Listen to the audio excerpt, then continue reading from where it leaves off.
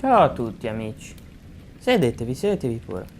Sì, ma accomodatevi perché oggi siamo qui nel salottino del gamer, ragazzi, dove parleremo con voi, dove chiederemo un pochino il vostro parere riguardante l'ultima patch uscita di Genshin Impact. In questo video noi vorremmo esporvi soggettivamente che cosa ne pensiamo di tutte le varie cose che sono state annunciate e di cui abbiamo già parlato nel video messo qui in alto. Vorremmo cercare un pochino di capire con voi effettivamente se MiHoYo sta andando nella direzione corretta oppure sta facendo un po' tutto, diciamo, con i piedi. In particolar modo vorrei parlare con voi effettivamente della survey che è stata fatta ad ottobre da MiHoYo, dove chiedeva ai giocatori effettivamente cosa ne pensassero del gioco, che cosa funzionasse e che cosa non funzionasse. In particolar modo i giocatori si sono fatti sentire su un argomento, diciamo, fondamentale di questo gioco e che effettivamente MiHoYo ha trascurato e non ha trattato con le dovute attenzioni, ossia la resina. La resina di fatto rappresenta un problema di questo gioco, soprattutto arrivati dopo il livello 30, comunque dal livello 30 in poi, perché di fatto tutte le missioni, tutte le cose sono fatte con la resina e non ne richiedono neanche poco. Basti pensare, per dire, allo Storm Terror che ne richiede 60 ogni settimana. Voi direte sì, ma è ogni settimana. Sì, sono 60, vuol dire che io un giorno praticamente lo perdo nel battere lo Storm Terror e non ha senso. Cioè vorrei battere anche qualche ciccino in più, perdonatemi, cioè non è che posso passare tutta la mia vita a farmare minerali come sto facendo e a farmare oggetti. È bellissimo perché comunque l'esplorazione in Genshin Impact è stata fatta veramente a regola d'arte, però a un certo punto mi rompo, vorrei anche un pochino battere dei boss un pochino di più, perché alla fine quella è la parte cicciosa, no? MiHoYo com'è che ha risposto? Come sapete già, ha risposto aumentando l'ammontare massimo di resina a 160, va bene, cioè ha fatto anche tante piccolissime migliorie che non sarò di certo a ripetervi. Si spera effettivamente che o diminuiscano la richiesta di resina per battere i boss, oppure che diminuiscano i tempi con i quali la resina massima va a caricarsi. Anche perché se no, ovviamente, la risposta da parte di tutti gli utenti la ritrovate sotto la survey di MiHoYo ed è abbastanza chiara, ossia Vaff MiHoYo. No, praticamente non funziona, nel senso che se non dovessero fare effettivamente queste altre piccole migliorie, il gioco diventa giocabile. Perché comunque veramente se devi battere un boss che ne richiede 40 o ne richiede 60, e piano piano li aumenteranno i boss che ne richiedono 60. Basti pensare a Childe che quasi sicuramente ne richiederà 60. E se abbiamo lo Storm Terror, abbiamo il lupo, abbiamo Childe e piano piano ne aggiungeranno altri, io come faccio a tenerla quella resina? Devo andare giù e battere? Non lo so ragazzi, cioè, anzi se volete regalarci un po' di resina, regalateci. No, sto scherzando, però il punto è che diventa veramente difficile andare a farmare, battere boss e divertirsi in questo gioco in questa condizione. Sento veramente che la resina sia un vincolo troppo grande per continuare a giocare a questo gioco e infatti in tantissimi si lamentano di questo fattore e anche poi del fattore che analizzerà Simo poi nel dettaglio, ossia i vari pool.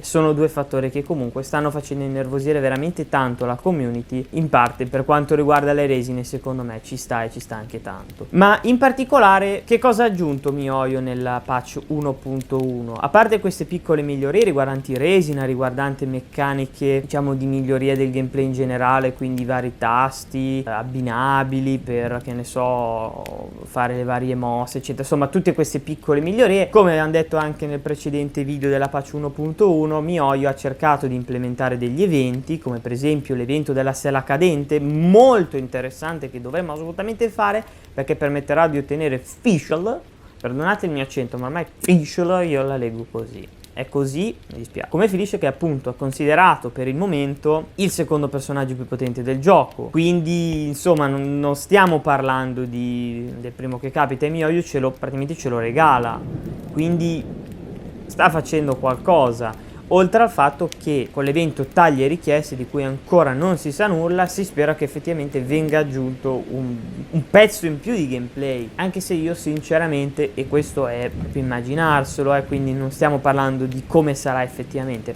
ma io me lo immagino abbastanza simile alle daily mission. Questo assolutamente non è definitivo, è una cosa soggettiva, non lo prendetela con le pinze, però io ipoteticamente me lo immagino con una roba simile. Speriamo effettivamente in un qualcosa di più figo. E appunto l'implementazione di Child Boss. Quindi in particolare tutti questi eventi appunto che abbiamo già analizzato eccetera possono effettivamente risultare in un qualcosa di positivo per Genshin, ma rappresenta effettivamente un cambio radicale o comunque un'implementazione strafiga o interessantissima? Per me no, cioè sinceramente, soggettivamente parlando, perché se no qua ci si incazza. E poi ci scrivete, iniziate a dirci, vabbè, ma tu sei scarso perché tu non dici questo, non dici quell'altro.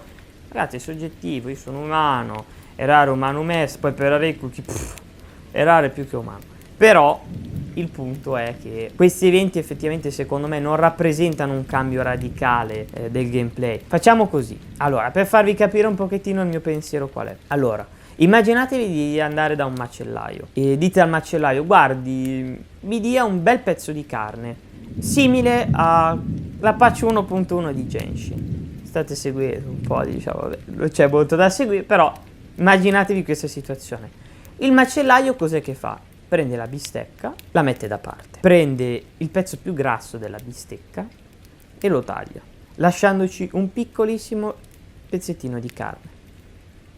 Quello secondo me alla fine è quello che rappresenta la pace, nel senso che c'è tanto grasso attorno, perché alla fine qualcosina interessante per l'amor del cielo l'hanno fatta, basti pensare appunto agli eventi, alla possibilità di tenere delle gemmine di qui, di là, insomma un pochino di grasso c'è, però di fatto il succo qual è? È quel pezzettino di carne, cioè questa patch mi sembra molto transitoria. Non mi sembra una patch di quelle proprio strafighe che rappresenterà un cambio pazzesco, una rivoluzione del gioco. No, è veramente una fase, una patch in cui MiHoYo ha detto ok, questo è un open world, non è un gacha pari a OPTC o 7 Deadly Sins. Abbiamo bisogno di tempo. Piuttosto che fare una porzione di mondo e farla una cacata, facciamo una patch, diciamo, in cui accontentiamo un po' i nostri videogiocatori, gli diamo un boss da battere così li facciamo perdere un po' di tempo, gli mettiamo degli eventi così possono ottenere fischl, ottenere degli oggetti per potenziarsi, ottenere primogems, ma ci rivediamo alla prossima patch. Cioè io ho visto proprio questo nelle parole degli sviluppatori. L'ho proprio letto nelle loro labbra carnose. Questo è ciò che io ho dedotto da tutto, cioè, e che poi alla fine un po' tutti hanno dedotto, immagino.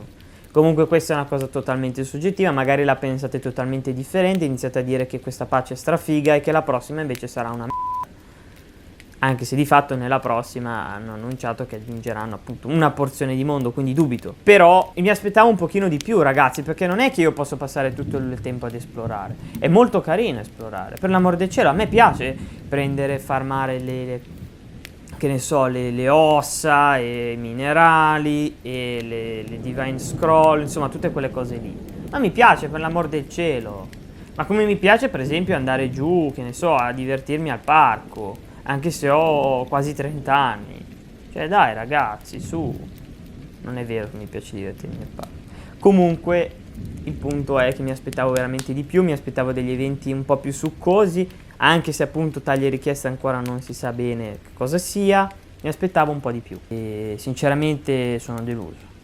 Sono deluso perché al momento c'è il Covid, mi aspettavo di nerdare fino a farmi venire le occhiaie che arrivavano fino a terra e invece sono costretto ad andare a farmare i minerali. Quindi con questa tristezza potete notare nel mio volto, lascio il salottino a Simo nella speranza che il caldo, il tenero caldo morbidoso del camino possa renderlo un po' più croccante. Magari, che ne so, la sua pelle un pochino si abbrustolisce. Un altro elemento che sicuramente è stato richiesto in maniera spropositata dai giocatori E questo ve lo posso dire perché seguendo la pagina Facebook, andando sulla sezione commenti, troverete quasi sempre una reference alle percentuali di uscita dei personaggi nei vari banner. La percentuale di uscita dei vari banner per i 5 stelle è molto bassa, sta intorno allo 0,6. Come percentuale flat è una delle percentuali più basse in assoluto per i gacha almeno che ho giocato, e ne ho giocati parecchi, quindi comunque è veramente poco per i personaggi più forti del gioco mettere solo 0,6, in particolar modo perché per ogni personaggio poi esiste un sistema di costellazioni, quindi non ci si può fermare a trovarne uno, bisogna trovarne 7 per maxarli. Insomma, le uscite dei 5 stelle sono state forse l'elemento più in assoluto discusso dall'utenza e dalla community. In particolar modo però la cosa che mi ha fatto impressione è che per quanto riguarda le risposte al survey che è stato fatto, è stata praticamente ignorata questa richiesta. Sinceramente non capisco perché, un po' perché secondo me sì, avrebbero potuto spiegare il perché del rate così basso, avrebbero potuto spiegare il sistema di pity un po' meglio, visto che comunque tanta gente non conosce bene il sistema di pity e quindi si fa un'idea sbagliata sul funzionamento e sulla reale percentuale possibilità di uscita dei 5 stelle. Adesso vi farò un breve excursus su come si sviluppa il sistema del pity. In pratica abbiamo 3 banner: il banner delle armi, il banner dei personaggi a tempo limitato e il banner permanente. Ogni banner ha un sistema di pity differente, quindi vuol dire, per esempio, io prenderò sempre come esempio il banner dei personaggi. Il banner dei personaggi al 90° garantisce un 5 stelle. Il sistema però, e questo è un sistema che è stato comprovato da un utente di Reddit che ha fatto più di 1 bilione di pull sui vari banner, ha comprovato effettivamente che dal 75° pull la percentuale di uscita dei personaggi ha un drastico aumento che arriva fino al 20%. Poi piano piano scala e ritorna allo 0, tot. Ma dal 75° hanno un rate di uscita molto più alta del normale di far uscire un personaggio 5 stelle. Questo perché il sistema di uscita del pity è un po' particolare. Diciamo che il sistema quindi ci sta dicendo che per noi conviene risparmiare le primogems necessarie per arrivare almeno a 80 pull, in maniera tale da portarci poi a casa il 5 stelle. Come funziona poi? Quando ci portiamo a casa un 5 stelle dal banner a tempo limitato, abbiamo il 50% di possibilità che si tratti del personaggio a tempo limitato, quindi il personaggio banner, il personaggio in rate up praticamente. Se quel pool non dovesse andare a buon fine, nel senso che non riusciamo a trovare il personaggio banner in quel 5 stelle, abbiamo il 100% di possibilità di trovare il personaggio banner nel 5 stelle successivo. Facciamo un altro esempio. Nel banner di Klee avete trovato un 5 stelle, ok? E non era Klee. Quindi avete il 100% di possibilità di trovare Klee nel pool 5 stelle successivo. Non la trovate, niente da disperare. Nel banner successivo limitato, Child, se troverete un 5 stelle avrete il 100% di possibilità che si tratti del personaggio banner. Perché il sistema del pity è un sistema che va a portarsi avanti con i banner successivi, non è un sistema che si resetta per quanto riguarda i banner. L'unico modo per resettarlo è quello di trovare un 5 stelle. Quando troverete il 5 stelle riporterete il sistema del pity a 0 e ricomincerete da capo. Quindi in pratica possiamo dire che avete bassissima possibilità di trovare un personaggio fino al 75° pull. Dal 75° avete un picco.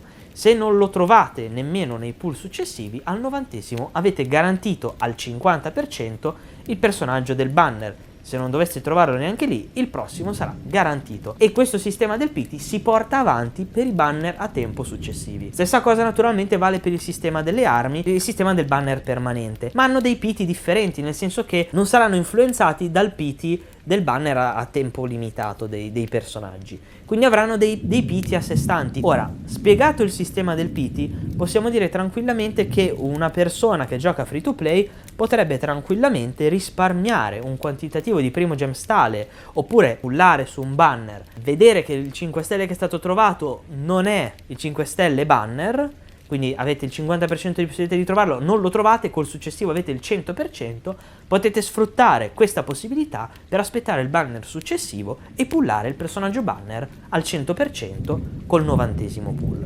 Qual è il grosso problema?